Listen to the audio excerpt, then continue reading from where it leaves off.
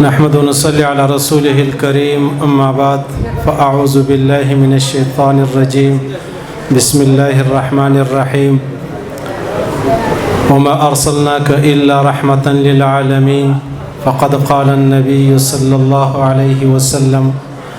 अना क़ाइदुल मुरसलीन वला फ़ख़्र व अना ख़ातमुन नबिय्यीन वला फ़ख़्र औ कमा क़ाला अन्नबिय्यु सल्लल्लाहु अलैहि वसल्लम। عزیزانو خاموشي خو غواړو که ملګري چې ولاړ دي نو هغو څه خواست کوو چې زموږ راتلل به د الله د رضا په خاطر وي، نو ستاسو راتګ به هم د الله د رضا په خاطر وي. لږ څه ټیم درڅه غواړم، شور به نه پکې کوو، ماته به هم الله پاک اجر راکړي، تاسو ته به الله رب العزت پر اورېدلو اجر درکړي. بیا جب خبره ده د عزیزانو زموږ تاسو دا پروګرام دا مجلس دا څه عام مجلس نه دی، د بخاری او د مسلم حدیث دی. جناب نبی کریم مبارک صلی الله علیه وسلم فرمایي چې داسې مجلس کله راغونډ سي د الله د رسول د دین د اسلام په خاطر، الله رب العزت فرشتو ته فرمایي تاسو ګواه اوسئ چې دا څه کسان راغلي او د دې ما مغفرت او فرمایي ما معافي ورته وکړه. د مسلم په حدیث کې دا خبره زیاتی ده، یو فرشته د الله څخه پوښتنه وکړي، یا الله په دې کې یو ډیر لوی خطاکار، یو ډیر لوی ګناهګار، یو ډیر بیلار سړی حسی پر د لار تیرې دی را لیکشې نستی، مقصد یې هم ختم نبوت نه وو، مقصد یې هم ستا رضا نه وه، مقصد یې هم دین نه وو. د هغه په باره کې هم دا خبره ده چې بخشش یې کوي. الله ورته وفرمایي چې کوم څوک زما په خاطر راغلی دي د هغو په خاطر هغه ګناهګار هم معافوم چې دلته راغلی دي. تاسو اندازه ولګوئ عزیزانو، دا د بخاري او د مسلم حدیث دی، دا تر عقل وتلې خبرې نه دي، دا یو عام فضیلت نه دی چې زه تاسو راغونډوم یا تاسو راټولوم ستاسو زړونه چې دی هغه زه را یو ځای کوم. نه دا خبره نه ده، دا خاص الله او رسول موږ ته فرمایلی دي، د هغه مطابق به موږ تاسو د خپل ژوند چې دی هغه تیروو. بیا د مسلم حدیث دی عزیزانو، جناب نبی کریم مبارک صلی الله علیه وسلم فرمایي چې داسې وخت به راسي چې دا کله علما زما ذکر کوي زما بیان کوي، نو به دا ناست خلک دا ډیر ارمان وکي، وای کاش که زما په اهل و عیال باندې د محمد رسول الله زیارت کېدلای، زما اهل و عیال می خرڅولای، بیا د محمد رسول الله مبارک زیارت کېدلای، وای د خلکو به زما زیارت کړی وای، مال به ختم کړی وای، اولاد به زما پر زیارت ور کړی وای، خو زما ملاقات به کړی وای. هغه وخت را روان دی، الحمدلله او ثم الحمدلله موږ په دا کسانو کې یو. دا خو یقیني خبره ده که موږ ته د جناب نبی کریم مبارک صلی الله علیه وسلم ملاقات نصیب کېدلای، د پیغمبر علیه الصلاۃ والسلام زیارت نصیب کېدلای، نو د اولاد په خرڅېدو وای اولاد به مې خرڅ کړی وای، د اهل و عیال په خرڅېدو وای هغه به مې خرڅ کړی وای، د مال په خرڅېدو وای هغه به مې کړی وای. د جناب نبی کریم مبارک صلی الله علیه وسلم یو دیدار، یو زیارت، یو ملاقات به مونږ تاسو کړی وای او لازمي به مې کړی وای. خو یو بله خبره ستا عزیزانو، اوس ډېر داسې کسان سته چې هغه غواړي زه جناب نبی کریم مبارک صلی الله علیه وسلم په خوب ووینم. دا خبره د عوامو دپاره ډېره خوشنما ده، ډېر کشش لري، ډېر هغه دل ربا ده چې یاره داسې وظیفه به نه راوښیې، یو داسې ورد و ذکر به نه راوښیې چې زه د محمد رسول الله مبارک زیارت وکم. صحیح سو دا ډیر علایده په د موبایل کې په سوشل میډیا کې علایده داسې پیران بزرگان ستا، هغه وتا ته تلقین د دې خبرې کوي، زه تا ته وظیفه ښایم، هغه وظیفه وکړه د محمد رسول الله دیدار به دې نصیب سي. لیکن منګرها مفتی شفیع صاحب رحمه الله هغه فرمایي وای موږ چې کله هم ماښام پرې وځو ماخستن ودیږو موږ وای الله محمد رسول الله په خوب ونه وینم، محمد رسول الله زه په خوب ونه وینم. ولی محمد رسول الله خو ډېر لوړ شان والا دی، ونه زه د خپل ځان ډېر کمتر ګڼم، کمزوری ګڼم، هیڅ یو شی ځان نه ګڼم، نو زما او د محمد رسول الله ملاقات یا په خوب کې لیدل دا زه د ځان دپاره یو ډېره غیر مناسبه خبره بلم. پوه سواست؟ دا که تا محمد رسول الله مبارک په خوب ولیدی، هغه و تا ته یو داسې امر وکړي چې هغه امر بیا تا وړلی نسو، تا زغملی نسو، تا برداشتولی نسو، نو بیا خو ښکاره خبره ده چې تا د محمد رسول الله خبره تر پښو لاندې که نعوذ بالله. پوه سوست په دې خبره باندې؟ مولانا اشرف علي تھانوي صاحب رحمه الله فرمایي وایي الحمدلله چې موږ د پیغمبر علیه السلام په زمانه کې نه وو. الحمد موږ خو دا وایو د کم علمۍ د جهالت د وجې موږ وایو کاش زه د محمد رسول الله مبارک په زمانه کې وای. حضرت تھانوي صاحب فرمایي الحمدلله چې موږ د پیغمبر علیه السلام په زمانه کې نه یو. وجه څه ده؟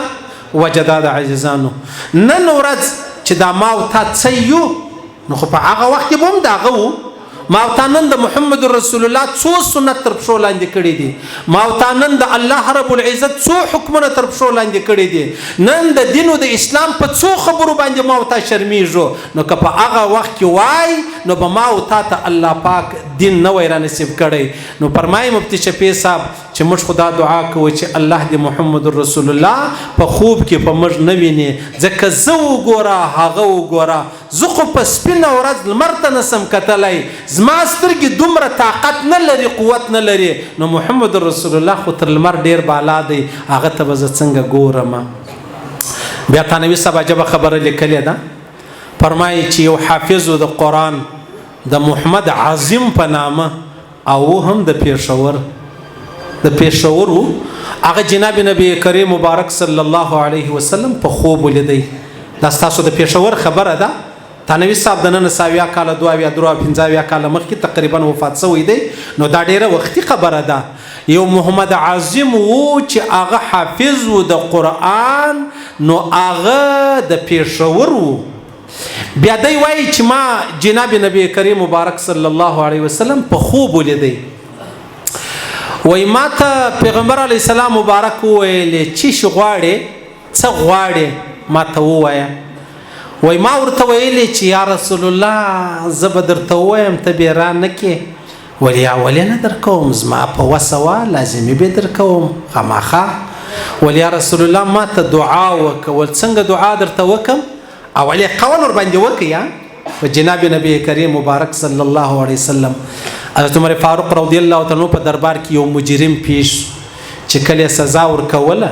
نو د ویلې دا مجرم چې ماته یو ګیلاس اوبه راکړي،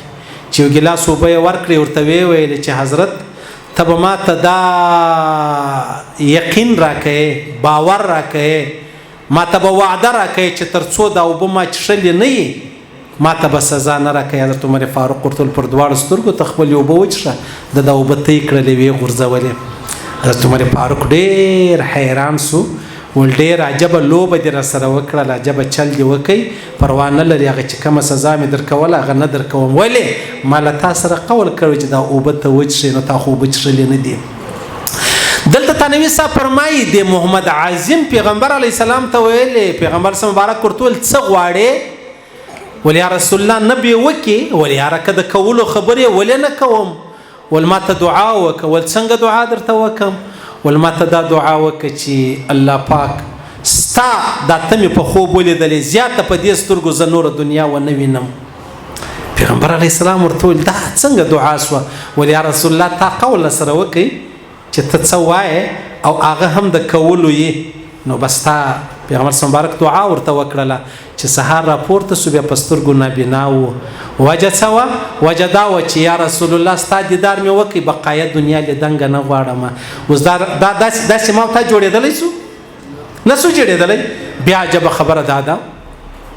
غالبا مولانا عبدالحق صاحب رحمه الله په دعوات حق را نقل کړي دي انشاءالله. وایي چې یو صحابي و عبدالله بن زید رضی الله تعالی عنه، هغه چې کله محمد رسول الله مبارک وفات سو، به دعاوی کولې، یا الله ما په سترګو نابینا که، یا الله ما په سترګو نابینا که، زه زیاته دا ژوند نه غواړم، زه دا دنیا نه غواړم، یا الله زه په دې سترګو د نور جهان لیدنګه نه غواړم. الله رب العزت بیا په سترګو نابینا هم کوي. دا ولې؟ دا د جناب نبی کریم مبارک صلی الله علیه وسلم وفا د محمد رسول الله سره هغه مینه او محبت هغه ګران کار دی، د ازما او ستا کار نه دی. نو الحمدلله چې موږ د محمد رسول الله په زمانه کې نو یو کوای نو به دغسې زه هم وای تاسو به هم وای دا ما او تا د نن ورځې مطابق چې څه یو د محمد رسول الله په مجلس کې به ما او تا ځای نه درلودی. ولې دا به په منافقانو کې شمار وای. دروغ، فراډ، دوکا، وعده الخلافي، امانت کې خیانت، دا د منافقانو مطلب خوی و خصلت دی. نو په ما او تا کې ستا د محمد رسول الله په مجلس کې ما او تا ځایېږو نه. منګرها امام احمد بن حنبل یو حدیث نقل کړی دی، مسند امام احمد. د الله رسول فرمایي وای ډېر مې زړه غواړي چې زه زما ورونه ووینم. صحابه ورته ویل یا رسول الله موږ ستا ورونه نه یو. ول یا تاسو خو زما صحابه یاست. ول نو ستا ورونه څوک دي؟ ول زما ورونه هغه دي چې زه یې لیدلی نه یم. زما صفتونه، زما مدح، زما ذکر دا یې له علماو واورېدی او بیا مطلب پر ما ایمان راوړی. زما اصل ورونه دغه دی. پوهېږئ حضرت عمر فاروق وایي چې ټوله دنیا ما ته الله را کړې وای زه دومره نه خوشحاله کېدم چې ما محمد رسول الله ته ویل یا رسول الله عمرې ته ځم ما ته اجازه راکا. وای پیغمبر علیه السلام ما ته ویل چې زما وروره ما په دعا کې یېر نه کې. وای دغه خبره چې د ما ته وکړه چې زما وروره ما یېر نه کې دا یو د ورور ګلوی تورې چې د ما ته راکړي ټول دنیا دې را کړې وې زه دومره نه راضي کېدم خوشحاله کېدم. یو د ورورګلوۍ خبره ده. نو پیغمبر علیه السلام هغه مؤمنان چې هغه ایمان بالغیب لري، الله د الله رسول صحابه کرام وحي معجزات لیدلې نه دي ایمان راوړی دی و داسې چاته پیغمبر علیه السلام مبارک خپل ورور ویلی دی. بیا بله خبره دا ده مال ری وخت یو سړی رالی ماته ویل چې مولانا صاحب ته ماته یو داسې دعا راوښیه، یو داسې ذکر راوښیه چې زه الله پاک په خوب ووینم. الله پاک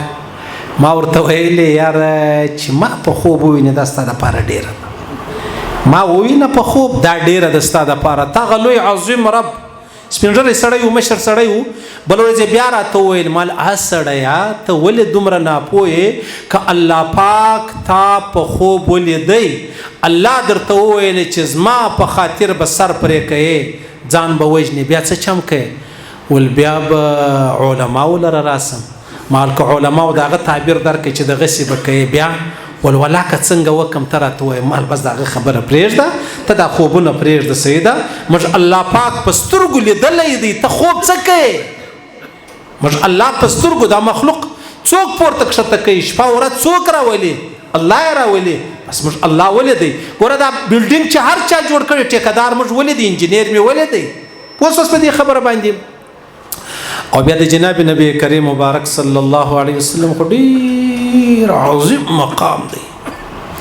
دومره عظیم مقام دی عزیزانو. حضرت نبی صاحب فرمایي که چیرې د پیغمبر علیه الصلاة والسلام مبارک د نامه سره القاب وای، القاب لکه چې اوس دغه علما دي شیخ القرآن هم دی، حدیث هم دی، پلانی مفتی هم دی، دا سټیټ سیکریټریان بیخي ډېر دروغ وایي. اسې د ځانه دومره خبرې وکړي ته به حریان سي چې دا بل څوک شي که ما شي سیده ساده ووایه. دعوت تبلیغ والا نه وایي. هغه وایي پردونه بجې بیان دی مجلس دی تاسو کښېنئ. بیا مجلس وسو، مجلس د الله او د رسول سو، د دې کس مینه دې هم په زړه کې راله، الله او رسول دې مو وپېژندل. نو دا شان نه یي پکار، دا مبالغه ده. فلا تزکو انفسکم هو اعلم بمن اتقا.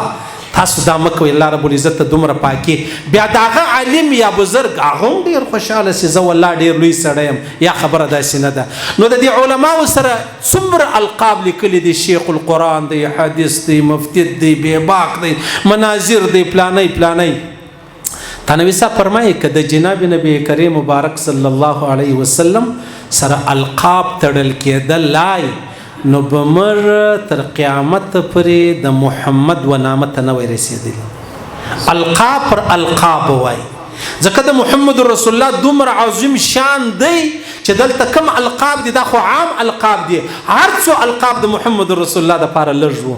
نو چې لږ وو تا به په خپل ژوند کې القاب ویلی ویلی ویلی مرګ به راغلی وای خو د محمد رسول الله نم مبارک به ما تا ته نه وای را نصیب شوی. او بیا جناب نبی کریم مبارک صلی الله علیه وسلم د رښتیا و که صورت و هم ډیر عظیم و، که سیرت و هم ډیر عظیم و. او عجب خبره دا ده د محمد رسول الله والله العظیم دوستی هم محترمه و، په ذل جلال دشمنی هم محترمه و. دوستی تاسو ټولو ته در معلومه ده، دشمنی د ابو جیل سره ولا په ټول ژوند دی د ابو جیل میرمن، د هغه کوروالا، د هغه خور، د هغه لور، د هغه بچی نه دی یاده کړی په غلط نامه. دا محترم دشمن دی که نه دی؟ داسې دشمنی به ما او تا پیدا کو نسو پیدا کولی. هسې تش په نامه موږ مسلمانان یو او بیا مې د محمد رسول الله پر لمن لاس نیولی دی چې زه د پیغمبر علیه الصلاة والسلام پر نقش قدم روان یم. صورت دومره محترم صورت و. حضرت جابر فرمایي غالبا د ترمذي حدیث دی، وایي د 14 سپوږمۍ وه. 14 سپوږمۍ خو ډېره ښایسته، نمایان، خوبصورته، روښانه یې. دی وایي والله العظیم ما یواره د 14 سپوږمۍ ته وکتل، بیا مې محمد رسول الله ته وکتل، والله العظیم محمد رسول الله ښایسته و تر هغه سپوږمۍ. سبحان الله. صحیح سو؟ دا یقیني خبره ده. بله خبره به درته وکم. التانوي صاحب فرمایي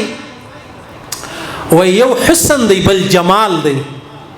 یو حسن دی بل جمال دی. په حسن کې یوسف علیه السلام اعلاو، په جمال کې جناب نبی کریم مبارک صلی الله علیه وسلم اعلاو. موږ اورېدلی دی چې یوسف علیه السلام ته الله ډېر حسن ورکړی و. اوس چې ته پر دا ځای راسې چې یوسف علیه السلام ډېر حسن درلودی که محمد رسول الله ته به څه چل کوې؟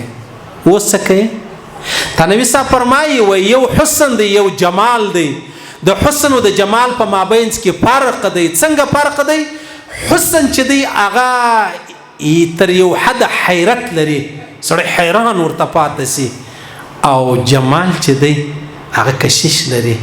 نو یوسف علیه السلام چې بچا ولیدی حیران به پاتې سلو. هغه زنانې وي هغه په چړو باندې خپلې ګوتې پرې کړلې، او جناب نبی کریم مبارک صلی الله علیه وسلم چې بچا ولیدی کشش یې درلودی. هیڅ کله په جناب نبی کریم مبارک صلی الله علیه وسلم څوک مړېدی نه. نو حضرت یوسف علیه السلام احسن دی، محمد رسول الله اجمل دی، او تر احسن د اجمل فضیلت هم زیات دی، درجه هم زیاته ده. تنوي صاحب فرمایي د نس خلاف هم نه ده. نو محمد رسول الله اجمل او حضرت یوسف علیه السلام چې شو احسن و، حسن یې ډېر درلودی. دا څه و؟ دا د جناب نبی کریم مبارک صلی الله علیه وسلم. او بیا د پیغمبر علیه السلام چې کوم یاران انډیوالان و هغه ډېر د الله رسول فرمایي. عبدالله بن مسعود یو حدیث نقل کړی دی، مفتی شفیع صاحب نقل کړی دی، عبدالله بن مسعود راوی دی. د الله رسول فرمایي زما صحابه کرام نه دي، د دې دومره قوي ایمانونه دي، دومره قوي ایمانونه دي، دا غر په مځکه کې دومره مضبوط نه دی لکه په صحابه و کې چې ایمان څومره مضبوط. ځان قرباني کوي، جان قرباني کوي، زوی قرباني کوي، خو د محمد رسول الله ملګرتیا نه پرېښوله. تاسو خبر یاست ابو عبیده بن جراح رضی الله تعالی عنه رالی پیغمبر علیه السلام ته ویل یا رسول الله ما خو خپل بابا مړ کړ. اول دا ولې دا د څنګه کار وکړي؟ ول یا رسول الله کله کله به تا ته بد ویل ما نسو برداشتولی، ما مړ کړ. دا څوک کولی شي؟ څوک کولی شي؟ په دا اوس کې خو موږ ګوره د دین او د اسلام خدمت کوو، د ختم نبوت خدمت په څومره لوی پیمانه علما روان کړی دی، د دفاع صحابه څومره لوی خدمت علما روان کړی دی. موږ تاسو په زکاتو نه چلو. زکات خو د مال خیره ده، میل دی. په دغه میل، په دغه خیره، په دا زکات موږ د ختم نبوت کار نه دی شروع کړی. نو که زه وفاداره یا ته وفاداره، نو دین او اسلام خو صحابه په خپل وینو باندې اوبه کوي. وسوې ما او تا په زکات وبونو بیا څنګه سو خبره؟ وفادار څوک دي؟ وفادار صحابه کرام دي. تاسو وګورئ زموږ بدبختی ته وګورئ. موږ علما، مشایخ، بزرگان خامخا به حقانی صاحب، خامخا به شیخ ادریس صاحب، خامخا حسین احمد صاحب، دا راځي بیا که موږ 1500 روپۍ ورکړې، کنه عام چې څوک د رښتیا زه خبر یم چې دا د ختم نبوت خدمت روان دی، موږ په زکات کې 100 روپۍ ورکوو نو ستا په فکر باندې دا د ختم نبوت کار په 100 روپۍ دی منې یې معلومه دا سوچ په موږ کې ډېر لوی چل روان دی ډېر لوی چل نو د صحابه ډېر عظیمه قرباني د محمد رسول الله د پاره ورکړه یو صحابي رالی ولی یا رسول الله ما ته خدمت ووایا پیغمبر علی السلام مبارک ورته فرمایلی ورسه د پلار سر راوړه یاره چې دا سړی غورځېدلی دی تورت یې لاس کړلی دی چې دا تر دا وجرې وتی تر مسجد وې راس ځه راوستی ولتا ول خدمت ووایا نو ما خدمت درته ووایم ما ته امتحان کولی پتا امتحان کوي ته پاس په خپل امتحان کې والله خو به نیمه ګنټه بعد د پلار سر راوړوي چې یا رسول الله دا خبره ما ابتدا کولی سو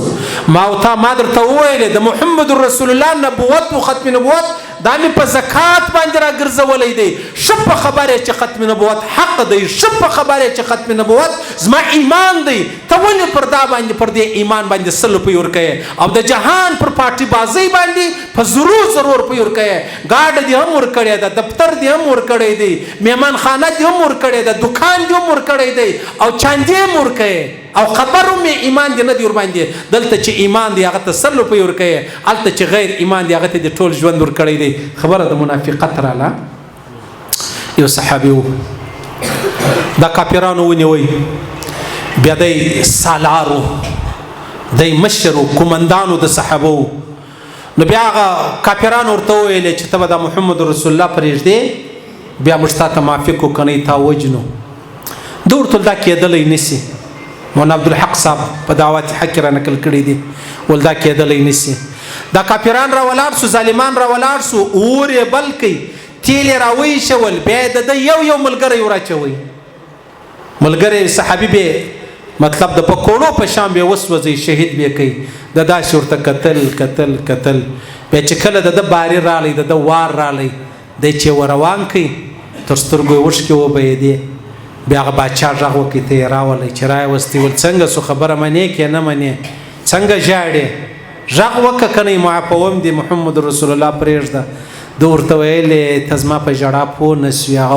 ولې دې وژړل له مرګه بیریږې د اوره بیریږې او نه کشکې زما د یوې ساه بجایه 100 ساګانې وای ما به هره ساه جلا داسې قربان کړې وای لکه نن چې ته ما وینې پر محمد رسول الله کولای سئ کېدای سي امکان یې سته نشي کېدلی په هیڅ صورت نشي کېدلی عبدالله بن انیس رضی الله تعالی عنہ طبقات ابن سعد را نقل کړي دي راوی غوښتي پیغمبر علی السلام ورته ویلې ول داسې یو سړی دی سفیان حزلی خالد بن سفیان حزلی دا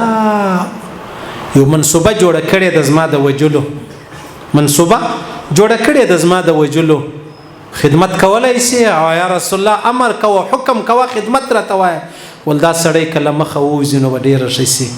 دا سړی 5 د محرم روان سو روان ولاړ چې ولاړی پر 19 د محرم رالی د محرم پر 19 بیرته رالی چې رالی پیغمبر علیه السلام مبارک ته سلام ووایي بیا هغه شاپر ما پر خو هغه وخت کې نو هر څه چې و څادر مادر شی مې و پارسل مارسل هر څه چې بورۍ مورۍ وه دا یې خلاص کړه چې خلاص یې کړله د هغه ظالم د هغه دشمن د هغه ګستاخه سر یې راوړی جناب نبی کریم مبارک صلی الله علیه وسلم ته کښېښوی ول یا رسول الله ستا په خاطر د دې سړي ما سر پرې کوي د ورځې به په غرو کې وم د شپې مې سفر کوي راورسېدم محمد رسول الله دومره راضي سو خوشحاله سو دا خپله عصا مبارکه لکړه مبارکه دا څوک چې دا سپینګرې لګوي دا یې ورکړله ورته ویلې عبدالله دا په یاد لره دا به زما او ستا نشاني د قیامت په ورځ دا نمونه به یې بس دا به ما ته دغه عصا راښکاره کوې بیا به ما او تا ته خبره چې دا هغه یادېږي بیا چې کله دی وفات کېدی بیا یې وصیت وکړي ول دا به زما سره په کفن کې کښېږدئ نو پیغمبر اسلام مبارک فرمایي دا واحد صحابي دی چې دی له قبره راپورته سي له کډه به لګوي پوهېږي په دې خبره باندې عاجزانو موږ تش لکه پښتونوالی موږ تباه و برباد کړي تش په نامه پښتانه یو دا خبره یقیني ده تر دې 100 ګونه تش په نامه مسلمانان 100 صرف د مسلمانۍ نوم را پاته سوی دی. دا قرابت، دا تربورګلوي، دا عزیزګلوي، دا خپلولي، دا ومشته تر اسلام ډیره رانږدې ده. اول به قرابت کوو،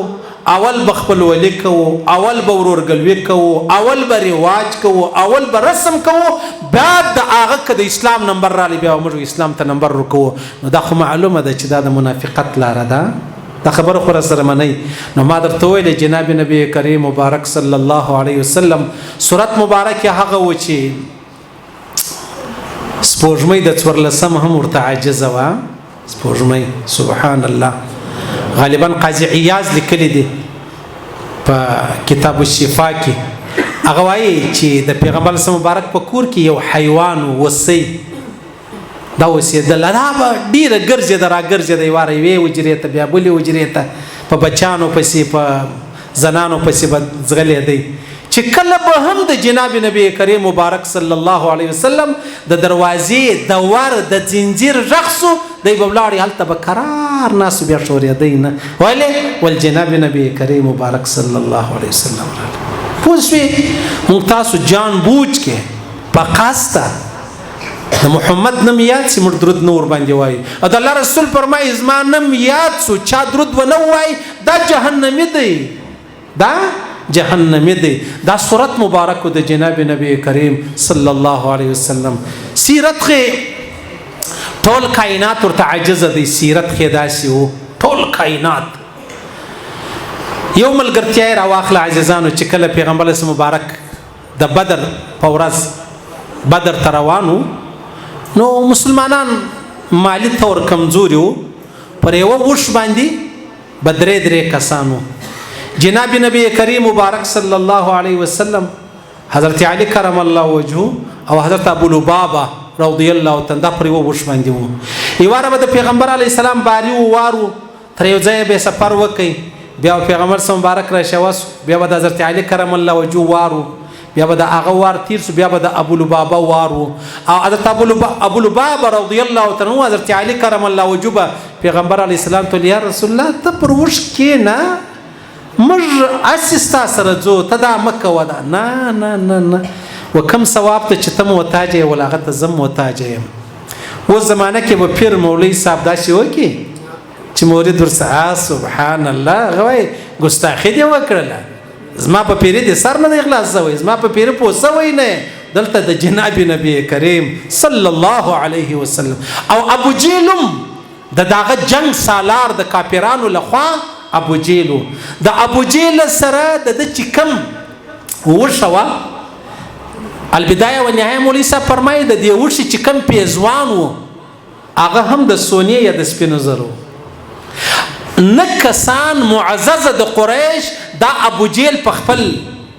اثار کې اخستی وو چې د تر ځای رسوي او خو بیرته واپس نه را ورسوي. الته محمد رسول الله چې درې کسان درې دوه ملګری یو محمد رسول الله باری باری بدی پروشان کښینستل ملګرو ته وار کوي. دلته ابو جیل نه کسان د قریش معززین دا د سر روانو د خدمت د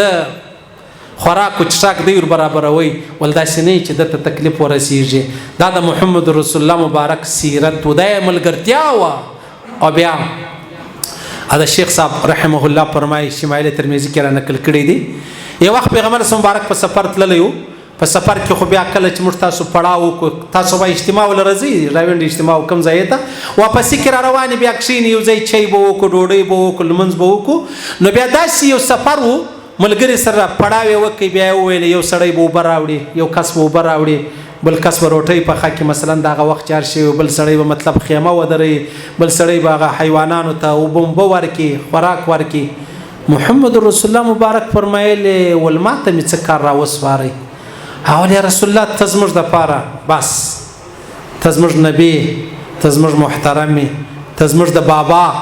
پر ځای ته خالي راته کښېنه بېغمه دا کار موږ کوو. الله رسول نه نه نه نه نه نه زه نبوت ځان ته خبره ده خو داسې زه نه کوم چې تاسو ورسئ زما خدمت کوئ. سی پېښور خلک در ورشي داسې لاسونه وږې سره چاپي زموږ خواته چاپي ماپي نسته، نر به ګرځې ټینګ به ګرځې هلته دا نسته چې.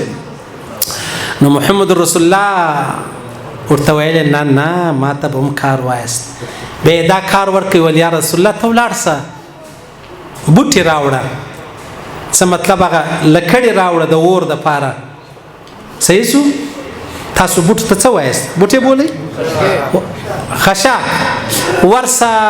څه بوټي راوړئ څه لرګي راوړئ اور ورباندې بل کړو لاړئ محمد رسول الله ملګري څوک پسه لالی څوک اوبه راوړي څوک خیمه دروي څوک د اور بندوبست کوي څوک د دیګ بندوبست کوي د ګرد کائنات محترم مکرم معظم شخصیت هغه تللی دی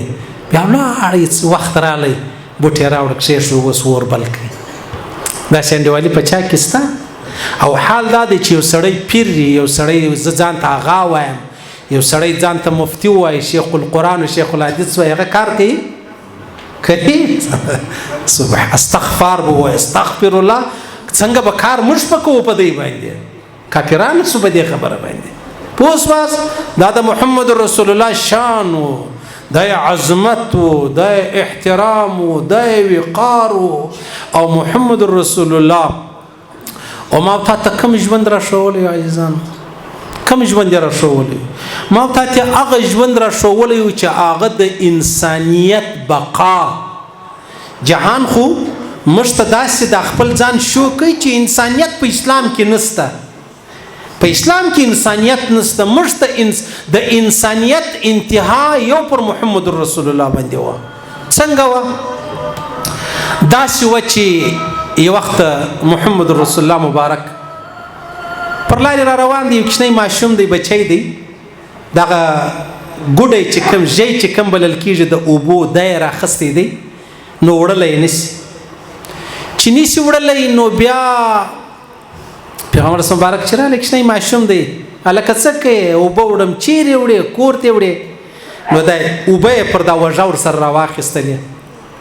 چې راواخیستلې نو بیا ورسره روان سو هله هله هله چې کور یې رالی د کور په دروازه کې هغه اوبه ورته کښېښولې ورسه بابا ته ووایه ورور ته ووایه اوبه به درسره ویسي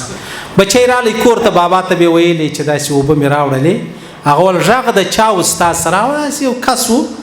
اوبه یې راسره راخیستې وې راسره رایوړلې نو دی رالی دغه سړی اوبه چې وړلې دروازه کې وکتل جناب نبی کریم مبارک صلی الله علیه وسلم روانو چې روانو دی په میدان پسې ورغلی چې ورغلی بیا ورته ودرېدی ول دغه اوبه تا راوړې او خیر خیر ولې کوچنی ماشوم اوبه یې وړلی نه سوې هغه ورته زه یهودي یم نو ته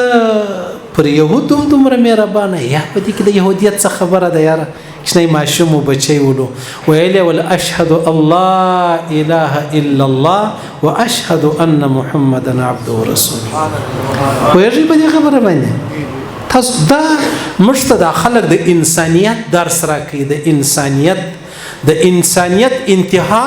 دا پر محمد رسول الله ولا څنګه و مولانا روم ډېر زوروره خبره حکایت را نقل کړی دی یو وخت یو میلمه رالی د محمد رسول الله مبارک کور له به میلمانه اکثره راتلل په کور کې څو وزې درلودې په د هغه شیدې به یې ورکولې دغه د مهمان نوازي و بس دا د دوی خوراک و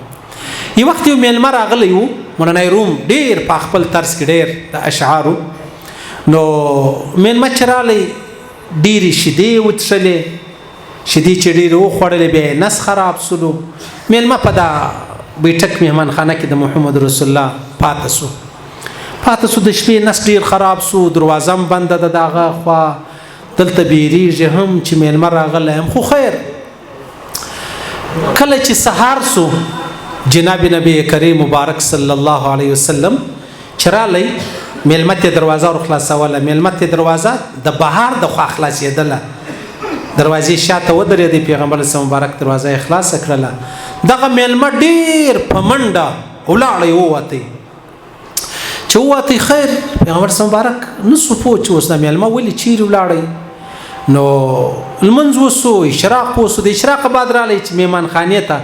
د جناب نبی کریم مبارک صلی الله علیه وسلم میلمه نس خراب سوی و بستره مستره یې خرابه کړې و ډېر مولانا روم څه فرمایي وای جناب نبی کریم مبارک صلی الله علیه وسلم یو صحابي ته ویل ملګری ته ورسه یو لوټه اوبه راوړه هغه ولاړ اوبه یې راوړلې چې خیال څه پکې اوبه نو هغه بستره د میلمه راواخیستله جناب نبی کریم مبارک صلی الله علیه وسلم په خپل ورته کښېنستی بستره یې وینځله صحابه یا رسول الله دا موږ کوو دا کار ده نه نه نه زما میلمه دی زما میلمه دی تاسو څنګه دا تمات خالي اوبه راواچو اوس دلته محمد رسول الله د خپل کور د میلمه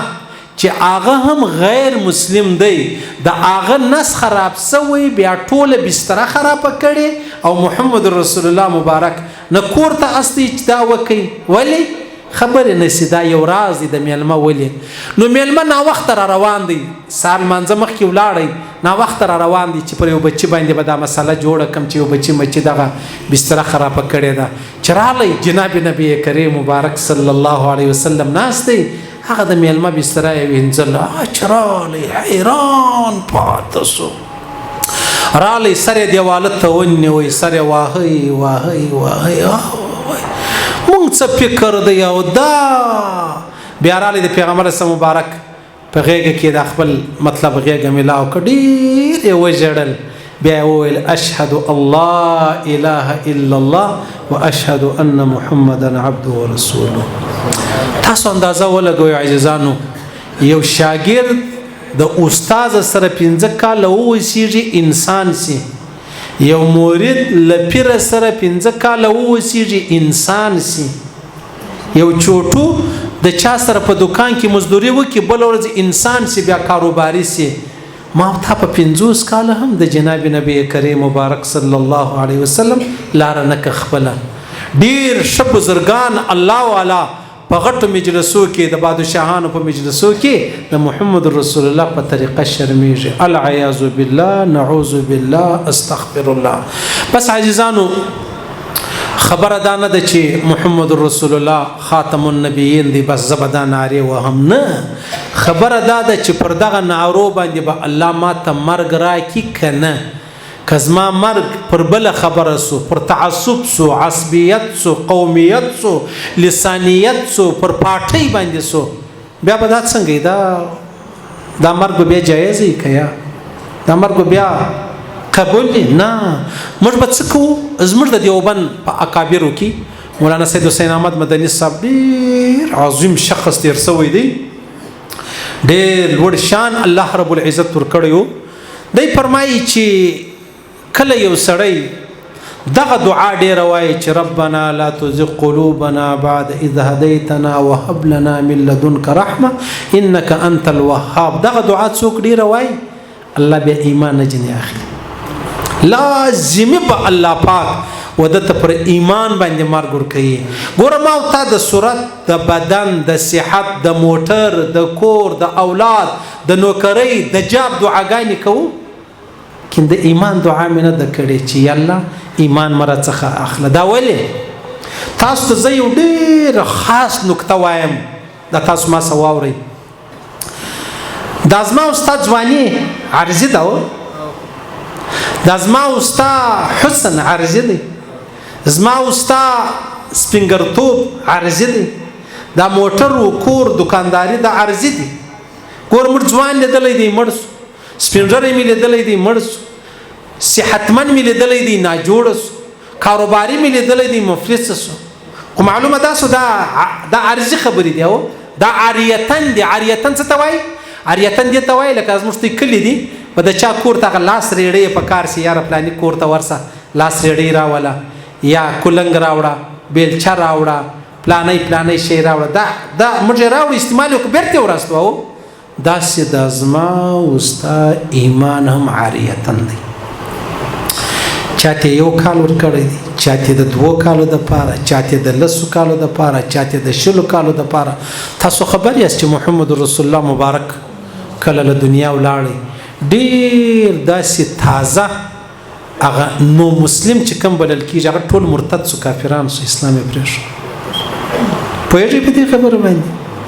دا ایمان او اسلام هم عاریتن دی دا الله تر یو وخت پورې راکړی دی چې دا ما او تا پالو کې نه پالو ګوره چې څوک زما او ستا د شي قدر وکړي سبا بیا موږ هغه شی ورکوو او کزما استاد شنه قدرې وکینو ما ته سبب بلچو کولنګو لاس لري ورکو یا ایمان الله را کړی دی دای عاریتن را کړی دی نو نه د معلومه العیاذ بالله نعوذ بالله استغفر الله چې الله به کله رسوا اغه سیرت حلبیه ولا یو عجب نه ولدا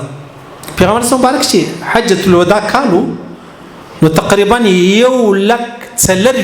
څه پورته کښته صحابه کرام په د حجۃ الوداع کې مسلمانان راغلي وو حج لره دغه چې پیغمبر صلی مبارک پر خپل ورشه باندې دی بیان کوي لاندې یو کس ولاړ دی چې دا هغه بیا ژغ ډیر غټ ژغ وو هغه څه کول محمد رسول الله به خبره وکړه که تاسو یادېږي زموږ تاسو په خواوې اجتماعګانې اکه د لوډ سپیکر سیستم نو بس ژغ بدلته وسو دا بیان وسو بیا به هغه وکړه داسې به ژغ تللی دلته دا کم کس چې لاندې ولاړو د وش تر غاړې لاندې محمد رسول الله چې کومه خطبه ویل هغه د مخ ته نقل کوله 15-16 غنټې خطبه وه تاسو خبر یاست بیا دغه سړی څه چې دا لاندې تر وشي ولاړو دا ټول دین د زموږ په موږ ته بیان کوي موږ ته کښېښوئ دا یو وخت ابوبکر صدیق ته ویل ما خوب لیدی ول د ډېر ښایسته ځنګله څخه شنګښتیاوې چې کوم دي سرسبزه دې څه ووتل سپېره ویرانه علاقه وه ابوبکر صدیق ورته ویل ته به ایمان پرېږدې ایمان څنګه ول ته به ایمان پرېږدې د حضرت عمر فاروق رضی الله تعالی په دور کې بیا خلافت کې د شراب وڅښل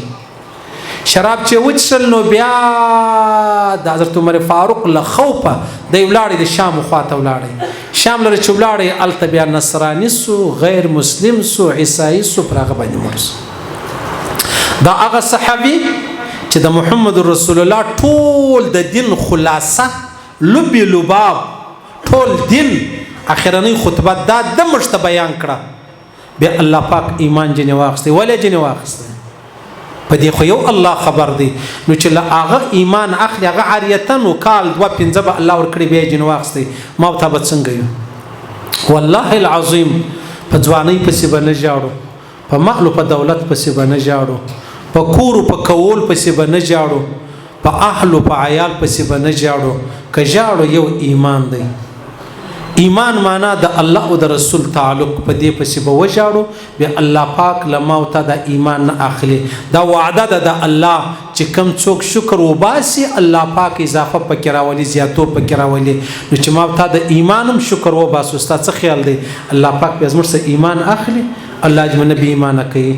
الله دې بغیر د اسلام یو آن یو سکند هم ژوند نه راکوي الله دې ازمایش او امتحان هم د ایمان نه را باندې کوي چې نعوذ بالله ما ته ایمانونه پرېږدو صحابه کرام ګوره په اور کې به واچول په ډبرو به شهیدان کړو مجال دی کې د محمد رسول الله لار پرېښې ده نن زما او ستا په دې وطن کې پښتانه د قادیانیت لار خپل کې صرف په دې لالچ چې زه ولاړ سم یورپ ته ځان ورسوم